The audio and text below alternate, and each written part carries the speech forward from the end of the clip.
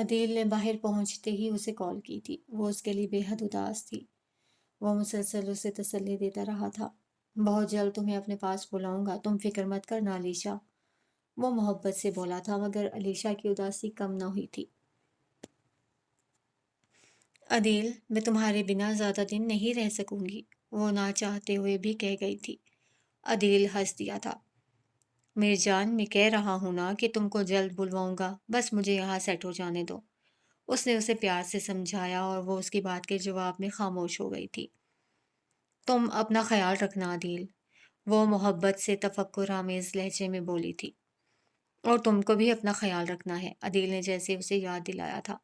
کچھ دیر بات کرنے کے بعد اس نے فون بند کر دیا تھا۔ اسی وقت اس کا موبائل بجنے لگا تھا۔ اس نے بے دلی سے ایک کال ریسیو کی تھی اور دوسری طرف سے ملنے والی خبر نے اسے دہلا دیا تھا۔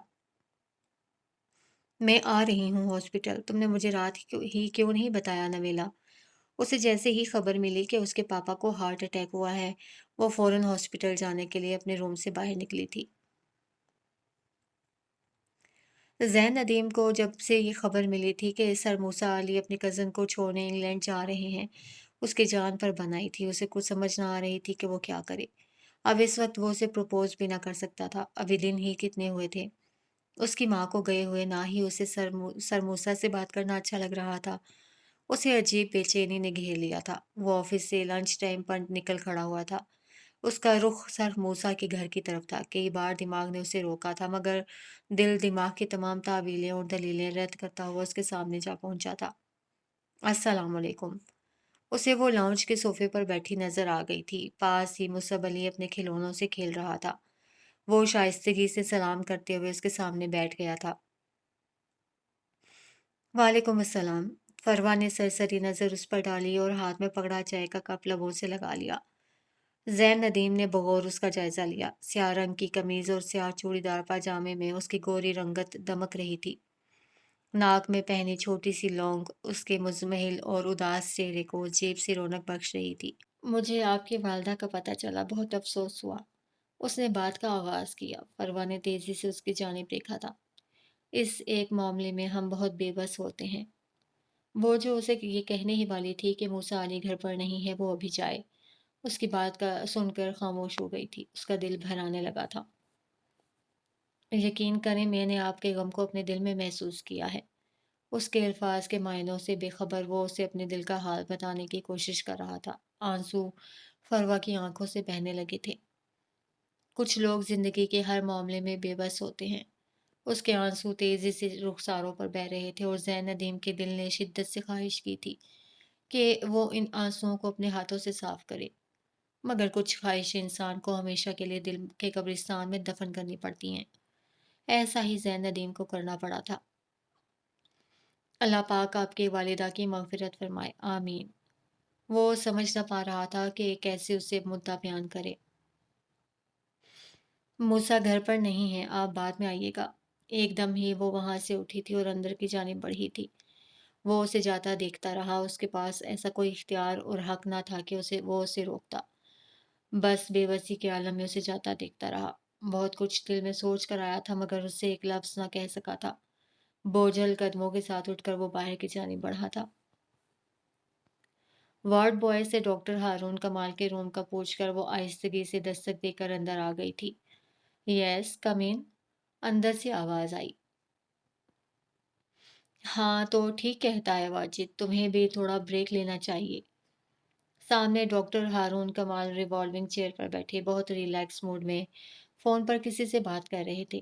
وہ خاموشی سے کھڑی ان کے فارغ ہونے کا انتظار کر رہی تھی۔ جب کافی دیر وہ اسی طرح باتوں میں مصروف رہے اور نویلا کو یقین ہو گیا کہ وہ اس کی بات نہیں سنیں گے تو وہ واپس مڑنے لگی۔ رکو، اپنے عقب میں اسے آواز سنائی دی۔ اسے رک جانا پڑا تھا۔ Okay, see you soon. وہ مڑی، تب تک وہ فون بند کر چکے تھے۔ وہ ان کے سامنے آ کھڑی ہوئی تھی۔ ڈاکٹر صاحب، آپ نے میری ماما سے کیا کہا ہے؟ وہ بغور اس کی جانب دیکھ رہے تھے۔ نویلا نے اعتماد سے ان کی جانب دیکھتے ہوئے پریشانی سے کہا، آپ غضنفر صاحب کی بیٹی ہیں؟ انہوں نے استفہامیہ نظروں سے نویلا کی جانب دیکھا تھا۔ جی، میرے پاپا ہیں وہ، اس نے بتایا۔ دیکھو تمہارے پاپا کی کنڈیشن بہت سیریس ہے، اگر انہیں خدا نخواستہ دوسرا ہارٹ اٹیک آیا تو وہ سروائیو نہیں کر پائیں گے۔ انہوں نے اسے اصل صورتحال سے آگاہ کیا تھا۔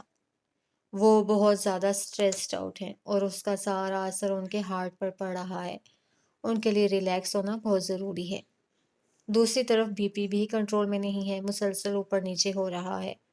انہوں نے بتایا تو وہ ازحد متفکر ہوئی۔ شکریہ۔ وہ آنکھوں میں آنے والے آنسوؤں کو پیچھے دھکیلتے ہوئے واپس مڑی اور باہر نکل گئی۔ ڈاکٹر ہارون کمال پرسوچ نگاہوں سے اسے جاتا دیکھتے رہے۔ نویلا باہر نکلتے ہی اس کی نظر سامنے سے آتی علیشا سے ٹکرائی۔ وہ تیزی سے اس کے قریب آئی۔ پاپا کہاں ہیں؟ وہ اسے لے کر ان کے روم کی جانب بڑھی تھی۔ فروا نے بہت انکار کیا تھا مگر موسیٰ علی اس کے انکار کو خاطر میں نہ لاتے ہوئے جانے کی سب تیاریاں مکمل کر چکا تھا۔ وہ فروا کے لیے کچھ گرم کپڑے اور کوٹ خرید لایا تھا۔ رات کا وقت تھا، مصعب سو رہا تھا۔ فروا نماز پڑھ کر اپنی جگہ پر آ کر لیٹی تھی۔ موسیٰ علی نے غیر ارادی طور پر اس کی جانب دیکھا تھا۔ سیاہ اور سفید کے امتزاج کا کرتا پاجامہ پہنے، دوپٹہ سر پر جمائے، وہ انتہائی مزمحل و اداس اور حسین دکھائی دے رہی تھی۔ وہ گود میں لیپ ٹاپ رکھے اس پر کچھ ضروری کام کر رہا تھا۔ فروا، وہ اس کی جانب پشت کیے ہوئے لیٹی تھی۔ اس کی آواز سن کر بھی نہ مڑی۔ جی، مختصر جواب آیا۔ تمہیں سونا ہے تو لائٹ آف کر دوں؟ اس سے پوچھا۔ نہیں، آپ اپنا کام کر لیں، وہ اسی طرح لیٹی ہوئی بولی۔ میں لاؤنج میں چلا جاتا ہوں۔ اس کی خاموشی اور سنجیدگی موسیٰ علی کو بہت محسوس ہو رہی تھی۔ وہ جو یہ سوچتا تھا کہ انیزہ کے بعد اس کا دل کسی لڑکی کی پرواہ میں نہیں کر سکتا، تو اب اس کا دل فروا کی فکر کرنے لگا تھا، اس کے لیے پریشان ہونے لگا تھا۔ وہاں سردی ہے؟ اس کا بولنے کو بالکل دل نہ چاہ رہا تھا مگر موسیٰ علی اسے بار بار پکار رہا تھا، بولنے کے لیے اکسا رہا تھا اور وہ نہ چاہتے ہوئے بھی اسے جواب دے رہی تھی۔ تمہیں نیند آئی ہے؟ اس نے ایک سوال کیا تھا۔ جی، اس نے کہنے کے ساتھ ہی کمبل سر تک تان لیا۔ موسیٰ علی اس کی اس حرکت پر خفیف سا مسکرا دیا۔ اگلے روز شام ان کی فلائٹ تھی۔ فروا بہت بے دلی سے تیار ہو رہی تھی مگر فی الوقت موسیٰ علی کے لیے یہی کافی تھا کہ وہ اس کے ساتھ جا رہی تھی۔ اتنے لمبے سفر کے دوران وہ مسلسل خاموش رہی تھی۔ موسیٰ علی کوئی بات کرتا تو ہوں ہاں میں جواب دے دیتی۔ مصعب چھوٹی چھوٹی باتیں کرتا ہوا سو گیا تھا۔ ایئرپورٹ سے وہ لوگ ٹیکسی میں ہوٹل تک آئے تھے۔ روم ریزرو کروا کر وہ اپنا سامان لے کر اندر چلے گئے تھے۔ موسیٰ علی نے کافی آرڈر کر دی تھی۔ وہ فریش ہونے چلا گیا تھا۔ امی، وہ طائرانہ نظروں سے کمرے کا جائزہ لینے لگی۔ مجھے ان سب چیزوں کی بہت خواہش تھی، بہت ارمان تھے مگر سب کچھ آپ کے ساتھ مٹی میں مل گیا۔ موسیٰ علی کو آتا دیکھ کر اسے تیزی سے آنسو صاف کیے تھے۔ کافی آ چکی تھی۔ وہ دونوں خاموشی سے پینے لگے تھے۔ تم ریسٹ کر لو، پھر تمہیں اور مصعب کو باہر لے جاؤں گا گھمانے کے لیے۔ اس سے کوئی جواب نہ دیا اور خاموشی سے کافی پیتی رہی۔ موسیٰ علی پرسوچ نگاہوں سے اسے دیکھے گیا۔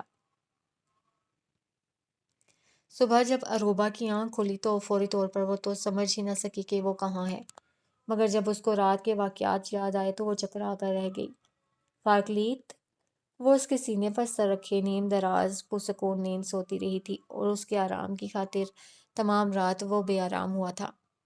فارکلیت، اس نے ہولے سے اس کا شانہ ہلایا تھا اور وہ جاگ گیا تھا، مسکراتے ہوئے، محبت لٹاتی نظروں سے اسے دیکھتے ہوئے۔ آپ مجھے جگا دیتے، تمام رات ایسے ہی بیٹھے رہے۔ وہ سخت شرمندہ تھی اور اس کو بے آرام کرنے پر وہ پریشان بھی تھی مگر اس کی مسکراہٹ بہت جاندار تھی۔ کیوں جگا دیتا؟ وہ اس کی آنکھوں میں جھانکتے ہوئے بولا۔ اتنی مشکل سے تو یہ موقع ملا۔ تم کس طرح پرسکون ہو کر سو رہی تھی۔ میں اس احساس سے ہی بہت آرام میں تھا اور میرا دل مطمئن تھا کہ میرا ساتھ تمہیں ایسے بے فکر بنا دیتا ہے۔ اس کی لاجک اروبا کی سمجھ سے باہر تھی۔ میری تو یہ خواہش ہے کہ ہر صبح جب میری آنکھ کھولے تو تم اسی طرح استحقاق بھرے انداز سے میرے شانے پر اور کبھی میرے سینے پر سر رکھے سو رہی ہو۔ اتنی صبح صبح اس کی ایسی محبت بھری باتیں سن کر وہ کچھ جھیمتے ہوئے اٹھ کر وضو کرنے واش روم چلی گئی تھی۔ وہ فجر کی نماز پڑھ کر آئی تو فارکلیت حسن سو رہا تھا۔ اس نے کمبل اس کے اوپر درست کیا اور آہستگی سے دروازہ کھول کر باہر آ گئی۔ ٹھنڈی ہوا نے اس کا استقبال کیا تھا۔ وہ اس درخت کے پاس آ کر کھڑی ہوئی تھی۔ فارکلیت اروبا۔ اس نے دونوں ناموں پر ہاتھ پھیرا تھا۔ دل عجیب طرح کی خوشی سے بھر گیا تھا۔ وہاں سے واپس آئی تو ڈیڈی سے مڑ بھیڑ ہو گئی۔ السلام علیکم ڈیڈی، اس نے سلام کیا۔ انہوں نے خوش دلی سے مسکراتے ہوئے جواب دیا تھا۔ کیسی ہو بیٹا؟ وہ اس سے پوچھ رہے تھے۔ الحمدللہ، میں بالکل ٹھیک ہوں، اس نے بھی جواباً مسکراتے ہوئے کہا تھا۔ چائے پیو گی؟ وہ پوچھتے ہوئے کچن کی جانب بڑھے۔ وہ بھی ان کے ساتھ کچن میں آ گئی۔ جی، اس نے اسباب میں سر ہلایا۔ مگر بناؤں گی میں، اور وہ چائے بنانے لگی۔ ڈیڈی پلیز فارکلیت کو معاف کر دیں، اس نے چائے کا کپ انہیں تھماتے ہوئے کہا تو وہ خاموش رہ گئے۔ وہ سخت شرمندہ ہیں آپ سے، اس نے اس کی طرفداری کی۔ تو اس نے تمہیں اپنی وکالت کے لیے کہا؟ انہوں نے چائے کا سپ لیتے ہوئے کہا۔ بائی گاڈ، ایسا نہیں ہے ڈیڈی، اس نے فوراً نفی میں سر ہلایا۔ انہوں نے تو مجھے آپ سے اس ٹاپک پر بات کرنے سے منع کر رکھا ہے، وہ صاف گوئی سے بولی۔ بیٹا، کچھ زیادتیاں اتنی بڑی ہوتی ہیں کہ ان پر ہمارا دل معافی نہیں کر پاتا، اور اس نے مجھے بہت ہرٹ کیا ہے، وہ بول رہے تھے اور اروبا خاموش ہو گئی تھی۔ اس دن فارکلیت حسن اسے زبردستی آؤٹنگ کے لیے لے گیا تھا۔ بلیک جینز کے اوپر گھٹنوں تک آتا کرتا، اس کے اوپر لانگ کوٹ، سر پر اسکارف اوڑھے جو کہ کوٹ کے اندر کیا ہوا تھا، بہت پرکشش اور باوقار دکھائی دے رہی تھی۔ چلے مسز، وہ تیار ہو کر آیا اور اسے دیکھ کر بولا۔ جی، اس نے اپنا بیگ کندھے پر لٹکایا اور اس کے ساتھ چل دی۔ آپ کو میرا اسکارف برا تو نہیں لگتا؟ وہ کہنے لگی تھی۔ نہیں، یہ تم پر بہت سوٹ کرتا ہے۔ وہ دونوں گاڑی میں بیٹھے تھے۔ وہ ہمیشہ ہر بات میں اس کی حوصلہ افزائی کرتا تھا۔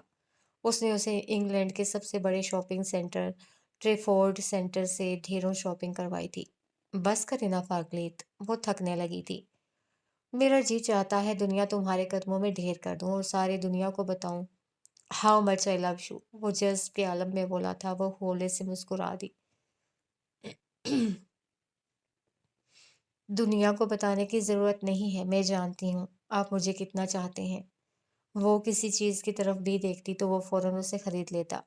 کسی چیز پر ہاتھ رکھتی تو فارکلیت حسن اس کی قیمت ادا کر دیتا۔ شاپنگ کے بعد اس نے اسے امبا ہوٹل چیرنگ کراس سے ڈنر کروایا تھا اور وہ دونوں گھر آ گئے تھے۔ السلام علیکم ڈیڈی۔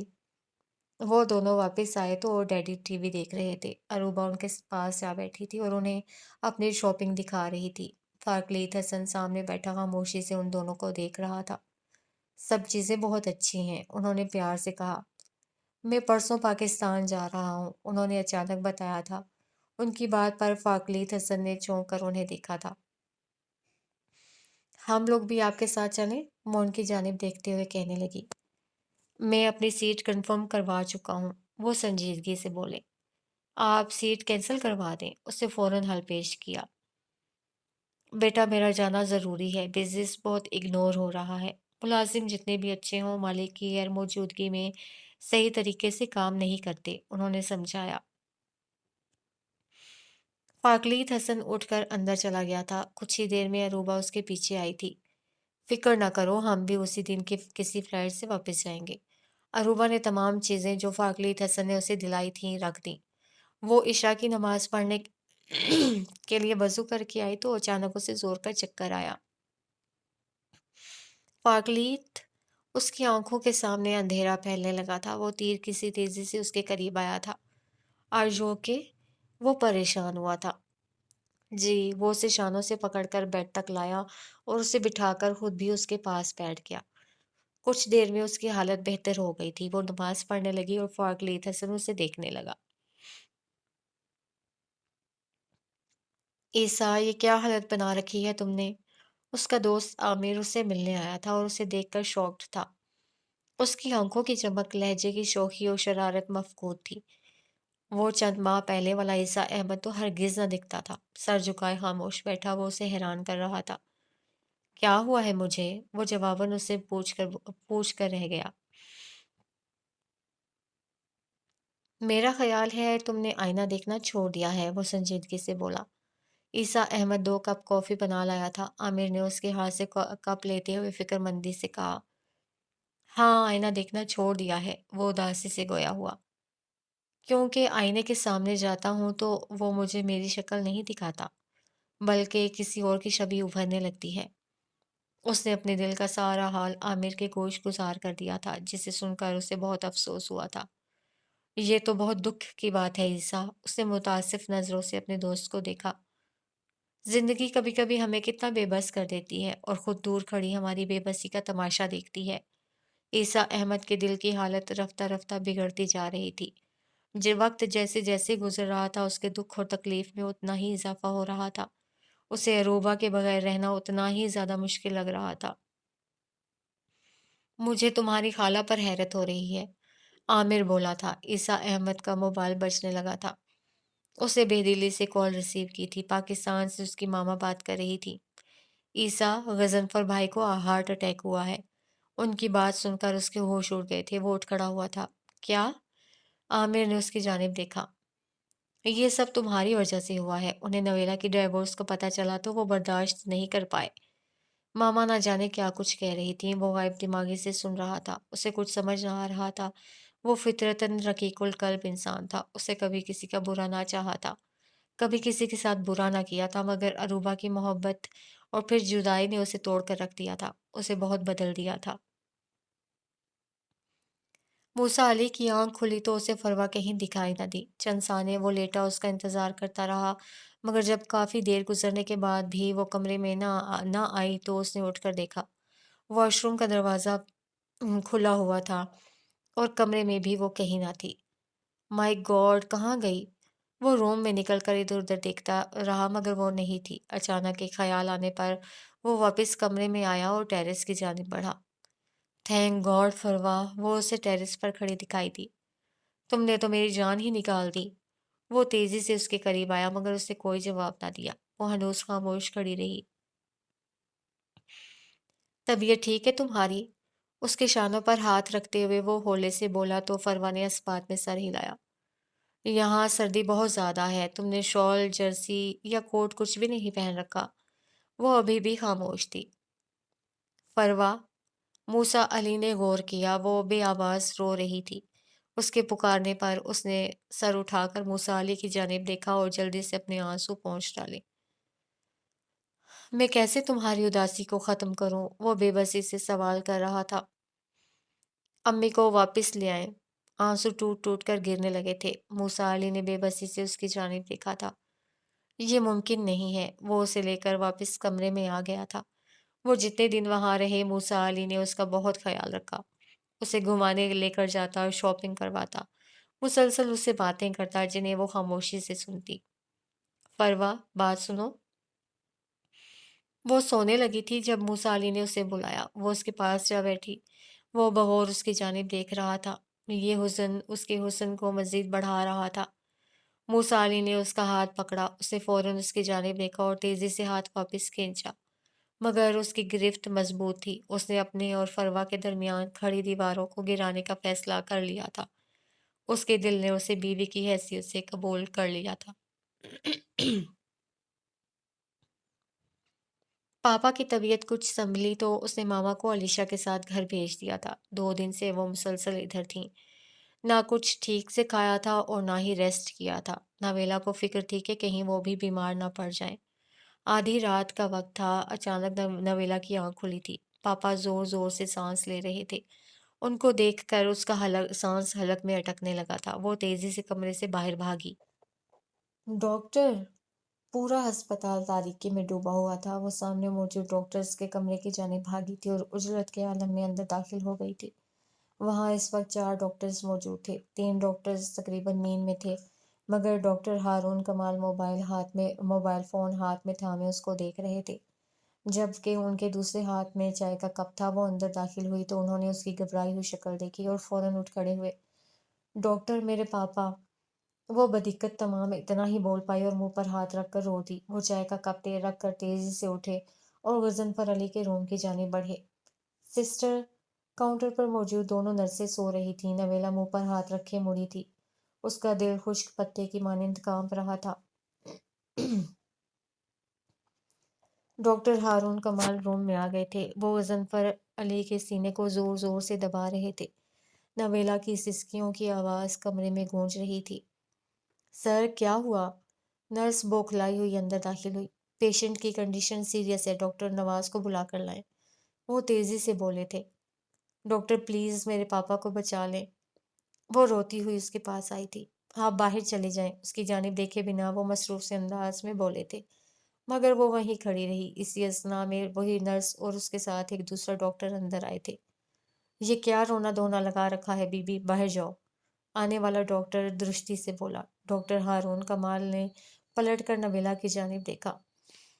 ان کے چہرے پر ایک مہربان اور نرم تاثر تھا۔ وہ روتی ہوئی باہر نکل گئی۔ 5 منٹ بعد ڈاکٹر ہارون کمال باہر آئے تھے۔ وہ دیوار سے ٹیک لگائے زاروں کی طرح رو رہی تھی۔ How he is better now. وہ ان کی آواز سن کر چونک کر سیدھی ہوئی تھی۔ بر وقت ٹریٹمنٹ سے انہیں دوسرے ہارٹ اٹیک سے بچا لیا گیا ہے۔ اس کے آنسو مسلسل بہہ رہے تھے۔ اس نے تشکر آمیز نگاہوں سے انہیں دیکھا تھا۔ وہ چلے گئے تھے۔ اگلا ایک ہفتہ غضنفر علی ہاسپٹل میں رہے تھے۔ وہ ڈاکٹر ہارون کمال کا شکریہ ادا کرنا چاہتی تھی، مگر اسے وہ کہیں دکھائی نہ دیے تھے۔ اروبہ اور فاقلیت حسن کی رات 1 بجے کی فلائٹ تھی۔ گھر سے نکلنے سے پہلے اروبہ اس درخت کے پاس آئی تھی۔ اس کے تنے پر لکھے اروبہ فاقلیت پر محبت سے ہاتھ پھیرنے لگی تھی۔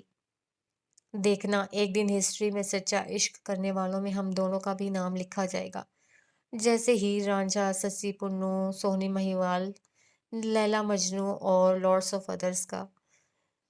فاقلیت حسن اس کے عقب میں آ کھڑا ہوا تھا اور وہ مسکراتے ہوئے پلٹی تھی۔ رہنے دیں، ہسٹری میں ان عاشقوں کے نام ہے جن کی محبت کا انجام برا ہوتا ہے۔ آپ کا کیا ارادہ ہے؟ فاقلیت حسن نے درخت کے سامنے کھڑے ہو کر اس کے گلے میں بازو ڈال کر سیلفی لی۔ میرا ارادہ یہ ہے کہ مورخ لکھے کہ ایک شوہر اپنی بیوی پر عاشق ہو گیا۔ وہ شریر لہجے میں بولا۔ اس میں کیا ڈفرینٹ ہے؟ وہ ناسمجھی سے بولی۔ تم خود دیکھو، کبھی کوئی شوہر بیوی کا بھی عاشق ہوتا ہے بھلا؟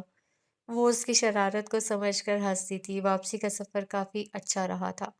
اروبہ اب ریلیکس تھی۔ گھر آ کر وہ تو سو گئی تھی اور فاقلیت حسن باہر چلا گیا تھا۔ اگلا پورا دن اس کی تھکاوٹ نہیں اتری تھی۔ فاقلیت حسن، شام کا وقت تھا۔ وہ لان میں ٹہلتے ہوئے اسے بے چینی سے کال کر رہی تھی۔ یس مائی ڈیئر وائف، ہمیشہ کی طرح وہ خوشگوار موڈ میں بولا تھا۔ آپ گھر کب آئیں گے؟ اس نے جلدی سے پوچھا۔ خیریت؟ اس کے لہجے میں چھپی خوشی کو محسوس کرتے ہوئے بولا۔ مجھے آپ کو کچھ بتانا ہے، اس نے تیزی سے کہا۔ اوکے، وہ پرسوچ لہجے میں بولا۔ I am coming. اور اگلے 10 منٹوں میں وہ اس کے سامنے تھا۔ بتاؤ۔ وہ اس کا ہاتھ تھامے لان چیئر پر لے آیا۔ کیا بات تھی؟ وہ منتظر نگاہوں سے اسے دیکھ رہا تھا۔ میرا رزلٹ آ گیا ہے اور میں نے بہت اچھے مارکس لیے ہیں، وہ پرجوش لہجے میں بولی۔ واٹ؟ فاقلیت حسن کو حیرت کا جھٹکا لگا تھا۔ ڈونٹ ٹیل می یار، اسے نفی میں سر ہلایا۔ تمہارے بات کرنے کے انداز سے مجھے ایسا لگا کہ تم مجھے بتانے جا رہی ہو کہ ہم دونوں ممی پاپا بننے والے ہیں۔ فاقلیت حسن کا سارا جوش جہاز کی طرف بیٹھ گیا تھا۔ فاقلیت، اس نے آنکھیں نکالیں، بہت برے ہیں آپ؟ وہ خفا ہونے لگی۔ ویل وہ تو میں ہوں، وہ ہنس دیا۔ تم ہی نہیں مانتی اور کہتی رہتی ہو کہ آپ اچھے ہیں، اسے چھیڑنے کے انداز میں بولا۔ اب سے نہیں کہوں گی، وہ برا مان گئی۔ ویسے مجھے کوئی جلدی نہیں، ابھی تم کافی چھوٹی ہو اور یہ ایک بہت بڑی ذمہ داری ہے، وہ اب سنجیدگی سے بولا۔ میں اتنی چھوٹی نہیں ہوں، اسے منہ بنایا۔ ہاں، آپ میری دادی کی عمر کی ہیں، اس کی بات پر وہ ہنستی تھی۔ ویسے کیا پرسنٹیج آئی ہے تمہاری؟ اس نے پوچھا تھا۔ رہنے دیں، آپ نے میری ساری خوشی خراب کر دی ہے، اس نے منہ بسورا۔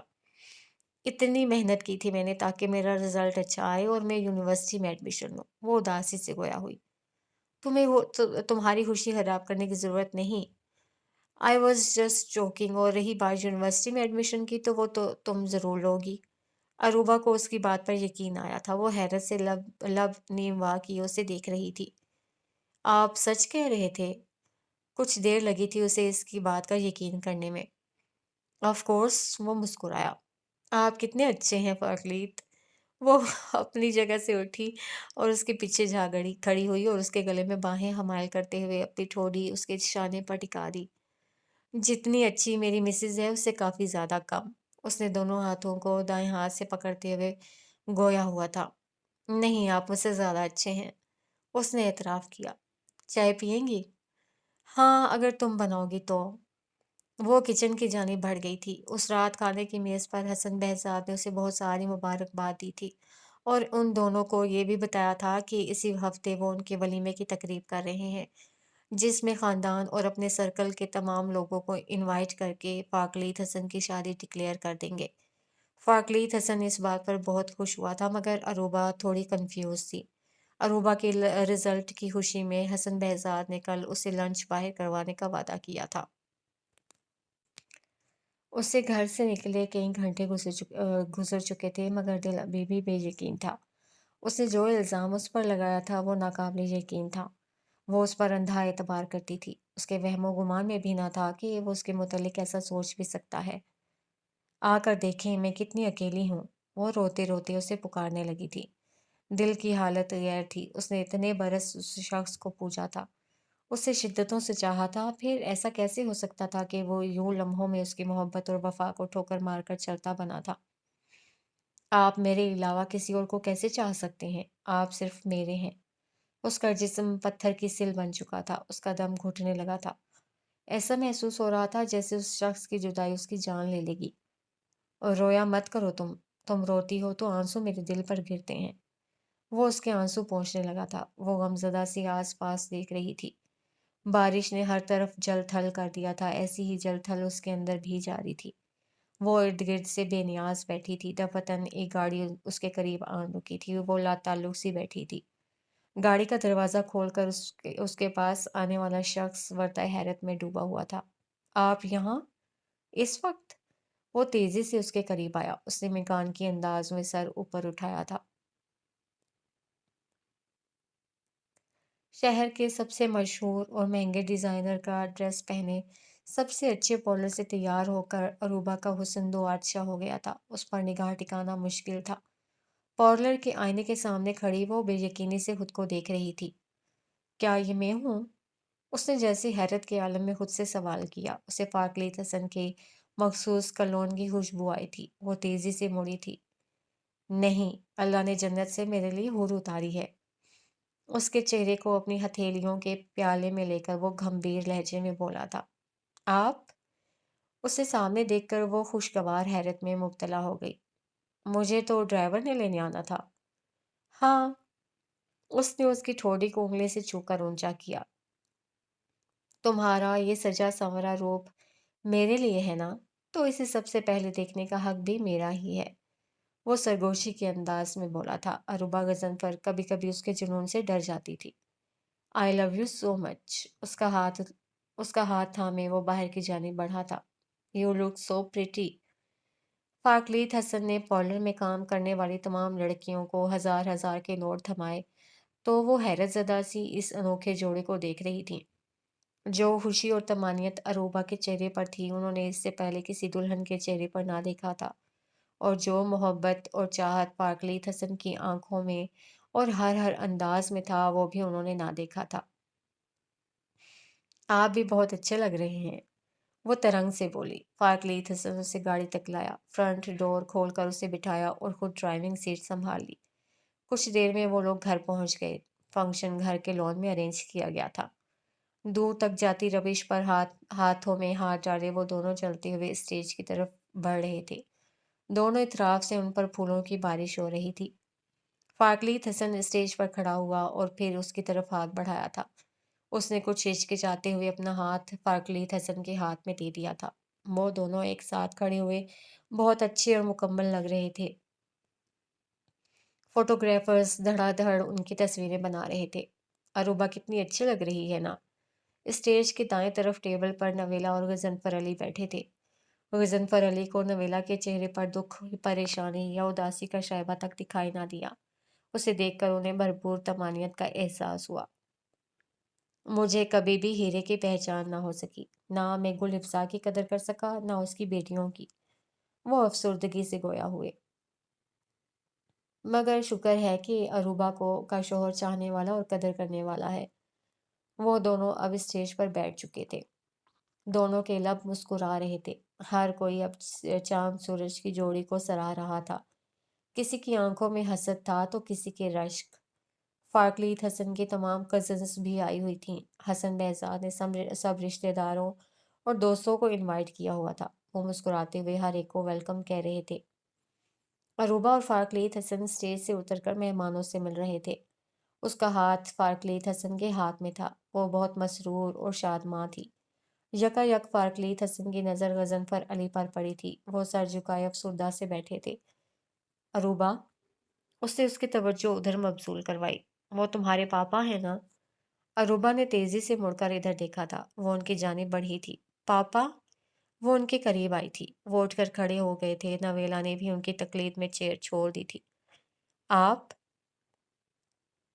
اس کی آنکھوں میں آنسو جھلملانے لگے تھے۔ اروبا، رونا نہیں، بی بریو۔ فارکلیت حسن نے اس کے شانوں پر ہاتھ رکھا تھا۔ آپ اتنے کمزور کیوں ہو گئے ہیں؟ کیا ہوا آپ کو؟ وہ آنسو پیتے ہوئے فکر مندی سے بولی۔ پاپا بیمار ہو گئے تھے۔ نویلا نے حقیقت قصدن چھپائی تھی۔ میں اب ٹھیک ہوں۔ وہ بدقت تمام مسکرائے تھے۔ تمہیں دیکھ کر بالکل ٹھیک ہو گیا ہوں۔ اسے وہ بہت کمزور اور بوڑھے دکھائی دے رہے تھے۔ ان کے سر کے زیادہ بال سفید ہو چکے تھے۔ کیا ہو گیا تھا انہیں چند مہینوں میں؟ نویلا، تم پاپا کا خیال نہیں رکھتی؟ دیکھو تو کتنے کمزور ہو گئے ہیں۔ اب وہ اس سے مخاطب ہوئی تھی۔ نویلا کی آنکھوں میں بھی آنسو تھے۔ تم ٹھیک ہو اروبا؟ اس نے سوال کیا اور اروبا نے آگے بڑھ کر اسے گلے لگا لیا۔ فارکلیت حسن کو اروبا پر حیرت تھی۔ وہ وہاں سے ہٹ گیا تھا۔ اسے وہ منظر یاد آیا جب اروبا پورے خاندان کے سامنے مار کھا رہی تھی اور کوئی اسے بچانے کے لیے آگے نہ بڑھا تھا۔ اور پھر اسے وہ منظر یاد آیا جب وہ اس کا پروپوزل لے کر اس کے گھر گیا تھا اور اس سے ملنے اس کے کمرے میں گیا تھا اور وہ بے یار و مددگار لاوارثوں کی طرح نیم بے ہوش پڑی تھی۔ اسے وہ منظر یاد آیا جب وہ اسے رخصت کروا کر لاتے ہوئے غضنفر علی نے اسے اپنے کمرے میں بلایا تھا اور اروبا کو اس کے ساتھ دیکھ کر اسے کمرے سے باہر نکلنے کا کہا تھا۔ پھر اسے وہ وقت یاد آیا تھا جب اگلے روز وہ اروبا کو لے کر ان کے گھر گیا تھا اور غضنفر علی نے یہ کہہ کر گھر آنے سے انکار کر دیا تھا کہ جب تک اروبا وہاں ہے وہ گھر نہیں آئیں گے۔ فارکلیت کا دل اس ماحول سے اچاٹ ہونے لگا تھا۔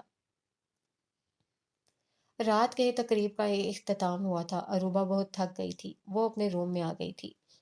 فارکلیت حسن کے پاس اس کے کچھ دوست بیٹھے ہوئے تھے۔ وہ بھی روم میں نہیں آیا تھا۔ ابھی چینج مت کرنا۔ وہ دوپٹے سے پنیں اتارنے لگی تھی کہ فارکلیت حسن کا میسج دیکھ کر رک گئی۔ وہ بہت تھک چکی تھی مگر اس کا حکم ٹال نہ سکتی تھی، اس لیے بیک گراؤنڈ سے ٹیک لگائے اس کا انتظار کرنے لگی تھی۔ اس کی آنکھ لگ گئی تھی۔ فارکلیت حسن کمرے میں آیا تو اسے گہری نیند میں پایا۔ اس کے سامنے بیٹھا وہ یکٹک اسے دیکھ رہا تھا۔ اس کی نظروں کا ارتکاز تھا شاید کہ وہ جاگ گئی تھی۔ آپ آ گئے؟ اس نے بوجھل ہوتی پلکوں کو اوپر اٹھایا۔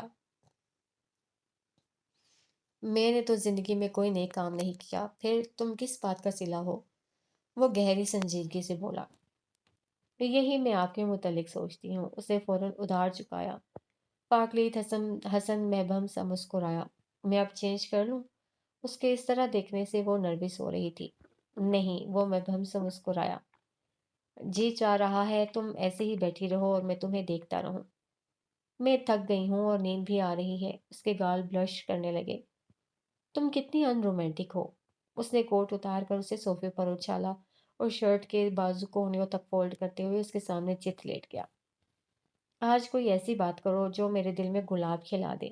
ایسی بات جو اگر کبھی خدا نخواستہ ہمارے گلشن محبت میں خزاں کا اندیشہ ہو تو ان گلابوں کی خوشبو سے پھر سے مہکا دے۔ کچھ کہو نہ ایسا۔ اروبا، میرے کان ترس رہے ہیں۔ وہ منت کر رہا تھا۔ وہ لب سی خاموش بیٹھی تھی۔ ڈریس بہت بھاری ہے فارکلیت، میں ایزی نہیں ہوں، چینج کرنا چاہتی ہوں۔ وہ اٹھی اور ڈریسنگ ٹیبل کے سامنے جا بیٹھی۔ اس نے ایک ایک کر کے تمام زیور اتارا۔ وہ پلٹ کر اسے دیکھنے لگا۔ اب وہ دوپٹے میں لگی پنیں اتارنے کی کوشش کر رہی تھی۔ کبھی کبھی تم مجھے بہت ظالم لگتی ہو۔ وہ کچھ خفا سا اس کے قریب آیا۔ اتنے ناولز لکھ رکھے ہیں تم نے، ایسے ایسے خوبصورت الفاظ کہ دل میں اترنے والے، مگر میرے لیے تمہارے پاس کوئی لفظ نہیں ہے۔ وہ اس کے دوپٹے میں جا بجا لگی پنیں اتارنے لگا۔ آپ ایسا کیوں سوچتے ہیں؟ اس سے کوئی جواب نہ بن پڑا۔ تم ایسا کیوں کرتی ہو؟ اس کا دوپٹہ اتار کر اس نے بیڈ کی پائنتی پر رکھ دیا تھا۔ وہ ساکت بیٹھی تھی۔ فاکلیت حسن وارڈروب کی جانب بڑھا۔ واپس آیا تو اس کے ہاتھ میں ایک مخملی کیس تھا۔ وہ اس کی پشت پر آ کھڑا ہوا تھا۔ ٹو یو ود لو۔ اس نے ڈبیا میں سے چین نکال کر اروبا کے گلے میں پہنائی۔ نہایت نفیس چین میں جا بجا ڈائمنڈ لگے ہوئے تھے۔ جس چیز نے اروبا کو چونکایا وہ چین میں موجود انگریزی لفظ ایف تھا۔ وہ اس کی محبت بھری چالاکی پر متبسم کھڑی تھی۔ شکریہ۔ اس نے لفظ پر ہاتھ پھیرا۔ اس کی آنکھیں جگمگا رہی تھیں۔ آپ اس دنیا کے سب سے اچھے ہسبینڈ ہیں۔ اس نے بلا وجہ ہی اس کی ٹائی کو درست کیا تھا۔ وہ اکثر ایسی باتیں کیا کرتی تھی مگر فاکلیت حسن کو ایسا ڈھکا چھپا اظہار نہیں چاہیے تھا۔ وہ اس کی آنکھوں میں چمکتے ستاروں اور اس کی مانگ میں بھری کہکشاں کو بغور دیکھے گیا۔ اب وہ اپنے بالوں میں سے ہیئر پنس اتار رہی تھی۔ اس میں بھی فاکلیت حسن اس کی مدد کر رہا تھا۔ وہ ہمیشہ اس کی مدد کرتا تھا۔ وہ اسے کبھی تنہا نہ چھوڑتا تھا۔ رات کے 1 بجے کا وقت تھا۔ نویلا کتابیں لے کر بیٹھی پڑھ رہی تھی۔ اسے شدید پیاس محسوس ہوئی۔ وہ پانی پینے کے لیے اٹھی۔ اس کا موبائل بپ دینے لگا تھا۔ اس وقت کس کی کال ہے؟ وہ خود کلامی کے انداز میں گلاس رکھ کر مڑی تھی۔ اسے اچنبھا ہوا تھا۔ اس نے موبائل اٹھا کر دیکھا۔ اس کی اسکرین پر انجان نمبر جگمگا رہا تھا۔ وہ نظر انداز کرتے ہوئے دوبارہ پڑھنے میں مصروف ہو گئی۔ کال دوبارہ آنے لگی۔ کوئی ضروری کال نہ ہو۔ وہ زیر لب بڑبڑائی اور کال ریسیو کی۔ السلام علیکم۔ اس نے آہستگی سے سلام کیا۔ وعلیکم السلام، شائستگی سے جواب دیا گیا۔ از دیر مس نویلا؟ بھاری مردانہ آواز اس کی سماعتوں سے ٹکرائی تو اس نے بری طرح چونکتے ہوئے وال کلاک کی جانب دیکھا جو رات کا 1 بجا رہا تھا۔ اس نے موبائل فون کو کان سے ہٹا کر اس کی اسکرین کو حیرت کے عالم میں گھورا۔ Hello, hello. دوسری طرف سے ایک تواتر سے آنے والی آوازوں نے اسے کوفت میں مبتلا کر دیا تھا۔ اسے اپنی غلطی کا اندازہ ہو گیا مگر اب کیا ہو سکتا تھا؟ وہ کال ریسیو کر چکی تھی۔ اب بنا بات کی یہ فون بند کرنا اسے نامناسب لگ رہا تھا۔ ہیلو، اس نے موبائل فون کو کان سے لگا کر آہستگی سے کہا۔ Thank God. دوسری جانب سے ایک طویل سانس لینے کی آواز اسے واضح سنائی دی تھی۔ ساتھ ہی دوستانہ انداز میں کہا گیا تھینک گاڈ اسے الجھا گیا۔ میں سمجھا آپ نے کال بند کر دی ہے، دوسری طرف سے کہا گیا تو اس کی الجھن میں مزید اضافہ ہو گیا۔ مس نویلا، آپ سن رہی ہیں؟ ایک مرتبہ پھر اس سے سوال کیا گیا تھا۔ وہ جو کوئی بھی تھا بڑے اپنائیت بھرے انداز میں بے تکلفی سے اس کا نام پکار رہا تھا۔ انداز ایسا تھا جیسے ان میں صدیوں کی شناسائی ہو۔ جی، اس نے ہولے سے جواب دیا۔ آپ کون ہیں؟ بالآخر اس نے پوچھ ہی لیا کیونکہ اس کا بتانے کا کوئی ارادہ نظر نہ آتا تھا اور وہ رات کی اس پہر کسی انجان اور اجنبی شخص سے اس بے تکلفی سے طویل گفتگو نہیں کر سکتی تھی۔ میں ڈاکٹر ہارون کمال ہوں۔ دوسری طرف سے بتائے جانے پر اسے ایک مرتبہ پھر حیرت کا شدید جھٹکا لگا تھا۔ اب آپ کے فادر کیسے ہیں؟ نام بتا کر اب وہ اس سے دریافت کر رہا تھا۔ او ڈاکٹر ہارون کمال آپ؟ وہ خوش دلی سے گویا ہوئی۔ میرے پاپا اب ٹھیک ہیں۔ آپ واقعی بہت اچھے ڈاکٹر ہیں، ورنہ ڈاکٹرز کب کال کر کے پیشنٹ کی طبیعت پوچھتے ہیں؟ اس کی بات پر وہ زیر لب مسکرایا تھا۔ مجھے آپ کا شکریہ ادا کرنا تھا۔ میں نے ہاسپٹل میں آپ کو تلاش کیا تھا مگر آپ مجھے نہیں ملے تھے، مگر اس کے بعد سے میں آپ کے لیے دعا ضرور کرتی ہوں۔ جس طریقے سے آپ نے میرے پاپا کا ٹریٹمنٹ کیا، آئی ایم ریئلی تھینکفل۔ اس نے ڈاکٹر ہارون کمال کا شکریہ ادا کیا تو ان کا حوصلہ بڑھا، ورنہ وہ تھوڑے کنفیوز تھے کہ اگر اسے پہچاننے سے انکار کر دیا یا بات نہ کی تو ان کی انسلٹ ہوگی۔ آپ شکریہ تو اب بھی ادا کر سکتی ہیں میرا، وہ شگفتہ لہجے میں بولتے ہوئے بات کو طول دے رہے تھے مگر نویلا نہ سمجھ سکی۔ اس نے کم عمری میں ہی عیسیٰ احمد سے جنون کی حد تک محبت کی تھی۔ اس کے سوا اسے نہ کوئی دکھائی دیتا تھا اور نہ ہی کسی کی آواز اور بات دل تک جاتی تھی۔ عیسیٰ احمد کے بعد ایک رسمی سا تعلق تھا ہر ایک سے جسے وہ نبھاتی تھی۔ اچھا، وہ کس طرح؟ اس نے اس صفامیہ لہجے میں پوچھا۔ آپ کل میرے ساتھ ایک کپ کافی پینے آ سکتی ہیں؟ انہوں نے جھٹ سے کہا تھا اور ان کی اس طرح آفر کرنے پر وہ خاموش ہو کر رہ گئی تھی۔ وہ تو انہیں سرے سے جانتی ہی نہ تھی۔ پھر کس طرح ان کے ساتھ چل پڑتی؟ اوکے، کچھ سوچ کر اس نے حامی بھر لی۔ Thanks you. اس کے اقرار پر وہ بے حد خوش ہوا تھا۔ اس سے کافی شاپ کا ایڈریس اور ٹائم بتا کر اس نے کال بند کر دی۔ نویلا نے پھر سے کتاب کھول لی، مگر ذہن بھٹک بھٹک کر عیسیٰ احمد کی طرف جاتا تھا۔ اسے ہر طرف وہی دکھائی دیتا تھا۔ کتابیں کھولتی تو سامنے اس کا چہرہ ہوتا، مگر اس نے خود سے وعدہ کیا تھا کہ اسے پڑھنا ہے اور آگے بڑھنا ہے، صرف اپنے پاپا کے لیے۔ وہ سر جھٹک کر کتاب کی جانب متوجہ ہو گئی۔ فروا اور موسیٰ علی ایک ہفتہ انگلینڈ میں رہے تھے۔ موسیٰ علی نے اسے خوب گھمایا پھرایا، شاپنگ کروائی، ہوٹلنگ، اس سب سے اس کا موڈ خاصا بہتر ہو گیا تھا۔ وہ جیسے ہی اپنی امی کو یاد کرنے لگتی، موسیٰ علی فوراً اس کا دھیان بٹا دیتا۔ رفتہ رفتہ وہ سنبھلنے لگی تھی، موسیٰ علی کی محبت اور توجہ سے نکھرنے لگی تھی۔ مصعب علی اس سے بہت اٹیچ ہو گیا تھا، فروا بھی اسے بہت چاہتی تھی۔ وہ لوگ واپس آ گئے تھے۔ فروا سو گئی تھی، جبکہ موسیٰ علی کچھ ریسٹ کے بعد آفس چلا گیا تھا۔ اس کی بہت امپورٹنٹ میٹنگ تھی۔ واپس آیا تو فروا ابھی تک سو رہی تھی۔ فروا، وہ اس کے پاس آ کر اسے آوازیں دینے لگا۔ وہ ذرا سا کسمسائی اور دوبارہ سو گئی۔ موسیٰ علی نے اس کا گال ہولے سے تھپ تھپایا۔ فروا، اٹھ جاؤ یار۔ فروا نے آنکھیں کھول دیں اور نہ سمجھے کے عالم میں موسیٰ علی کی جانب دیکھنے لگی۔ وہ اس پر جھکا اسے جھکانے کی کوشش کر رہا تھا۔ چائے ریڈی ہے، فریش ہو کر آ جاؤ باہر، اسے کہہ کر وہ باہر نکل گیا۔ فروا کچھ دیر کسل مندی سے لیٹی رہی اور پھر فریش ہو کر باہر آ گئی۔ موسیٰ علی چائے لے کر لاؤنج میں آ گیا۔ اٹھ گئی؟ اس نے مسکراتے ہوئے کپ فروا کی جانب بڑھایا۔ آپ نے جگایا ہے تو اٹھنا ہی تھا، اس نے منہ بناتے ہوئے کہا تو وہ ہنس دیا۔ تو تمہارا مزید سونے کا ارادہ تھا؟ وہ اس کی جانب دیکھ کر ہنس دیا۔ لاؤنج کا دروازہ کھلا اور غضنفر علی اندر آئے۔ فروا کے چہرے پر پھیلتی مسکراہٹ فوراً سمٹ گئی، اس کی رگیں تن گئیں اور چہرے پر ناگواری کے اثرات واضح ہو گئے۔ فروا، پلیز ٹالریٹ کرنا، موسیٰ علی آہستگی سے بولا۔ السلام علیکم۔ غضنفر علی قریب آ گئے تھے، انہوں نے شائستگی سے سلام کیا تھا۔ وعلیکم السلام۔ موسیٰ علی نے کھڑے ہو کر ان سے مصافحہ کیا اور خوش دلی سے مسکراتے ہوئے ان کو ویلکم کہا۔ بیٹھیں پلیز۔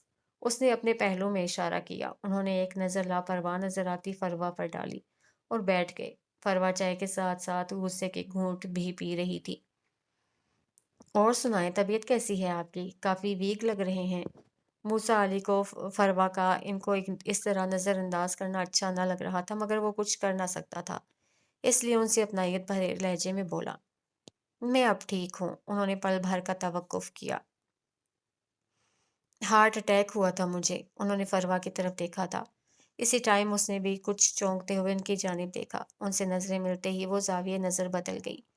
وہ اداسی سے مسکرا دیے۔ اوہ، آپ نے بتایا ہی نہیں۔ موسیٰ علی متفکر ہوا۔ کب ہوا اور اب آپ کیسے ہیں؟ آپ اپنا خیال رکھا کریں، سٹریس مت لیا کریں، وہ ہدایت کرنے لگا۔ فروا دوبارہ چائے کی جانب متوجہ ہو گئی، مگر لاشعوری طور پر کان ادھر ہی لگے ہوئے تھے۔ سٹریس نے تو مستقل ساتھ دیا اور وفا نبھائی ہے مجھ سے، وہ دھیمے لہجے میں بولے۔ وفا کا لفظ آپ کے منہ سے اچھا نہیں لگتا، آپ کو تو اس لفظ کے ہجے بھی معلوم نہیں ہے شاید۔ اس نے طنز کا نشتر چھوڑا تھا۔ ایسا کہنے سے وہ خود کو باز نہ رکھ سکی۔ موسیٰ علی نے اسے تنبیہی نظروں سے دیکھا تھا، مگر وہ نظر انداز کر گئی۔ چلو نفرت سے ہی صحیح، آپ نے بات تو کی مجھ سے بیٹا۔ غضنفر علی زخمی پن سے مسکرائے۔ موسیٰ علی نے متاسف نظروں سے فروا کی جانب دیکھا تھا۔ وہ رشتوں کو ان کی خوبیوں اور خامیوں سمیت قبول کرنے کا حائل تھا۔ وہ خود انیزہ کی محبت پانے میں اپنے والدین کھو چکا تھا، انہوں نے اسے دھتکار دیا تھا۔ وہ چاہتا تھا کہ فروا اپنے پاپا کو معاف کر کے انہیں قبول کر لے۔ جو شخص کسی کی بے لوث، خالص اور انمول محبت اور وفا کو اپنی ضد، انا اور ہٹ دھرمی کے قدموں تلے روند کر چلا جائے، اس کی زندگی کے چراغ کو عمر بھر کے لیے آندھیوں کی زد پر رکھ دیا جائے، اس کے منہ سے وفا کا ذکر چا معنی داد۔ ان کی بات کو نظر انداز کرتے ہوئے وہ تمسخرانہ لہجے میں بولی تو پل بھر کو وہ خاموش رہ گئے۔ آپ کا رویہ، آپ کے الفاظ جائز ہیں بیٹا۔ وہ سر جھکائے بیٹھے اپنے ہاتھوں کی لکیروں کو گھور رہے تھے۔ جہاں سے ظالم اور بے رحم وقت نے گل افزا کا نام برسوں پہلے بنا ان کی اجازت کے مٹا دیا تھا، جس کی تکلیف وہ آج بھی محسوس کرتے تھے۔ وقت نے مجھ پر بھی کم ستم نہیں ڈھائے بیٹا، مجھے بھی ہر محاذ پر مسلسل شکست ہوئی ہے۔ اگر آپ کی ماما اور اروبا کے ساتھ غلط ہوا تو مجھے ہر زیادتی کی پوری پوری سزا ملی ہے۔ میں نے اپنی بیٹی نویلا کی شادی عیسیٰ احمد سے کی اور اس نے واٹ؟ فروا ایک جھٹکے سے سیدھی ہوئی۔ آپ نے عیسیٰ احمد سے اپنی بیٹی کی شادی کیسے کر دی؟ آپ ایسا کیسے کر سکتے ہیں؟ آپ اتنے ظالم کیوں ہیں؟ وہ اٹھ کھڑی ہوئی تھی۔ ساتھ ہی غضنفر علی بھی کھڑے ہو گئے تھے، جبکہ موسیٰ علی حمانت بنا ان دونوں کی جانب دیکھ رہا تھا۔ بیٹا میری بات تو سن لو، عیسیٰ احمد نے میری موسیٰ، آپ میری بات سن لیں۔ وہ ان کی کوئی بات سننے کو تیار نہ تھی۔ وہ تیزی سے موسیٰ علی کی جانب بڑھی تھی۔ اگر یہ ظالم دغاباز شخص مجھے دوبارہ یہاں نظر آیا تو میں یہ گھر چھوڑ کر چلی جاؤں گی، اس نے وارن کرنے کے انداز میں اسے کہا اور پاؤں پٹکتی ہوئی اندر چلی گئی۔ غضنفر علی بوجھل دل اور بوجھل قدموں کے ساتھ چل دیے۔ آئی ایم سوری، میں اسے سمجھاؤں گا، آپ دل پر مت لیجیے گا۔ موسیٰ علی ان کے قریب آیا، وہ اداسی سے مسکرا دیے۔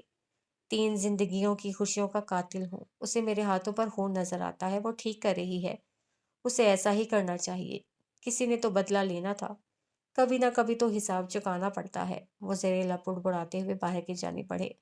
موسیٰ علی بے بسی سے انہیں جاتے دیکھتا رہا۔